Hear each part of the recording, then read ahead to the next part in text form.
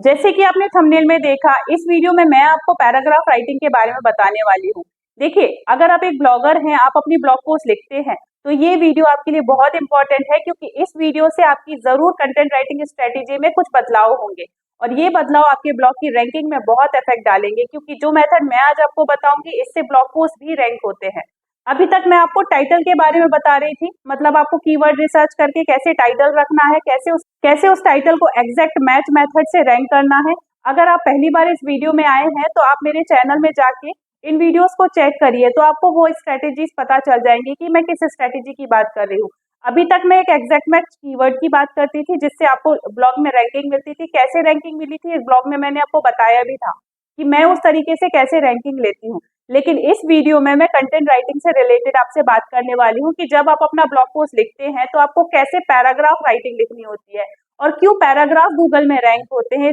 इसका मैं आपको एक एग्जाम्पल भी दूंगी, जिससे आपको एकदम क्लियर हो जाएगा कि कंटेंट राइटिंग कैसे करनी चाहिए और कैसे उसमें पैराग्राफ बनाने चाहिए। तो कंटेंट राइटिंग का ये छोटा सा पार्ट है, लेकिन बहुत बहुत बहुत ज्यादा इंपॉर्टेंट पार्ट है, क्योंकि गूगल खुद इस चीज को कंसीडर करता है। आपको भी पता है कि गूगल एक सर्च इंजन है। जब कोई यूजर किसी पर्टिकुलर कीवर्ड से गूगल पे सर्च करता है, तो गूगल का काम होता है कि उस पर्टिकुलर क्वेरी के इंटेंट को समझ के, मतलब कि यूजर क्या जानना चाहता है, उस इंटेंट को समझ के वो exact match result, accurate result अपने यूजर को दे, जिससे उस यूजर की क्वेरी सॉल्व हो, वो सेटिस्फाइड हो।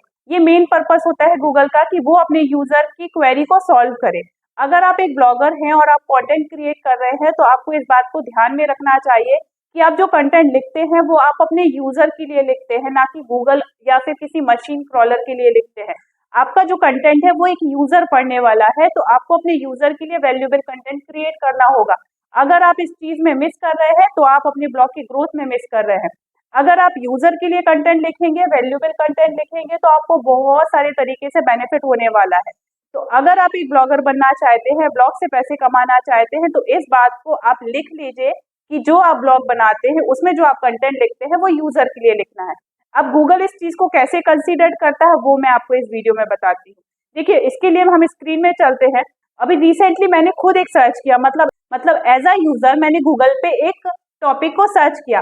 अब देखेंगे गूगल पे मैंने सर्च किया क्या करते हैं वर्चुअल असिस्टेंट। एक्चुअली मैं एक आर्टिकल लिख रही थी, उस आर्टिकल में मुझे वर्चुअल असिस्टेंट के बारे में थोड़ी सी एडिशनल इन्फॉर्मेशन चाहिए थी, तो वो मैंने सोचा कि मैं गूगल पे सर्च करती हूँ। तो गूगल पे मैंने सर्च किया कि क्या करते हैं वर्चुअल असिस्टेंट। मुझे मतलब जानना था कि वर्चुअल असिस्टेंट का काम क्या होता है, क्या काम करते हैं वो लोग। तो मैंने इस कीवर्ड को गूगल पे सर्च किया। अब इस कीवर्ड से मुझे जो रिजल्ट मिला नंबर 1 पर, वो है दैनिक भास्कर की वेबसाइट।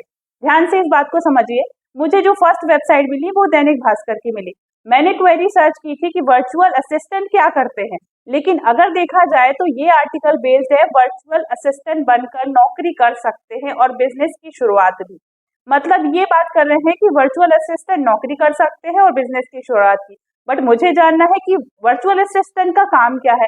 तो जब मैंने इस पे क्लिक किया तो मेरे सामने ये एग्जैक्ट रिजल्ट आया कि क्या करते हैं वर्चुअल असिस्टेंट, और ये लाइन छोड़ के मुझे यहाँ पर ये आंसर दे दिया गया, जिससे एक्चुअली मेरी जो क्वेरी थी वो सॉल्व हो गई।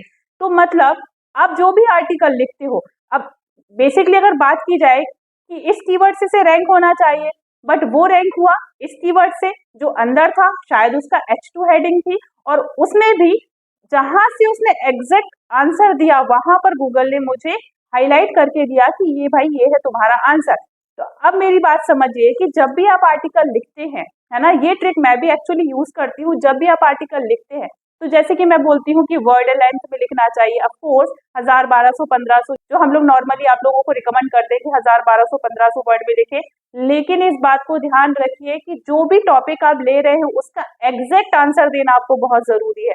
अगर आप उस क्वेरी का एग्जैक्ट आंसर देते हैं तो वो पर्टिकुलर टॉपिक उस एग्जैक्ट आंसर के बेसिस, उस पर्टिकुलर पैराग्राफ के बेसिस पे जहां पर आपने एक्यूरेट इस क्वेरी का आंसर दिया है उससे रैंक हो जाएगा। और ये पैराग्राफ रैंकिंग का फैक्टर है, मतलब गूगल एसआरपी में अगर आपको रैंक होना है तो ये पैराग्राफ रैंकिंग फैक्टर में आता है कि आप जो भी हेडिंग्स लेते हैं, जैसे कि ये एक हेडिंग ली तो इसका जो एग्जैक्ट आंसर है ना आप इस पैराग्राफ में दे दीजिए।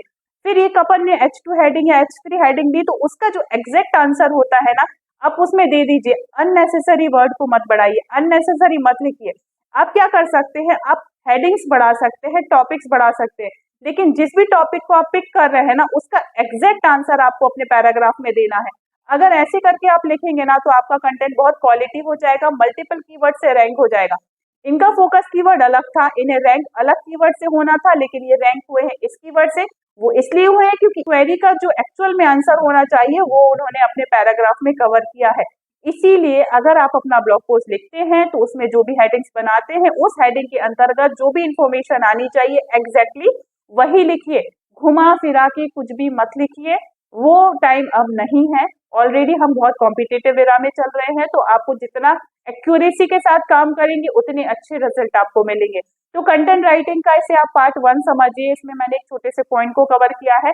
आप अपने कंटेंट राइटिंग में, आप अपने ब्लॉग पोस्ट में पैराग्राफ किस तरीके से लिखेंगे, तो अब आप समझ गए होंगे। ब्लॉगिंग से रिलेटेड और कुछ भी जानना है तो आप हमें कमेंट करके बताइए। बाकी ये हमारा चैनल है जिसमें मैं ब्लॉगिंग से रिलेटेड बहुत सारी इन्फॉर्मेशन लेके आ रही हूँ।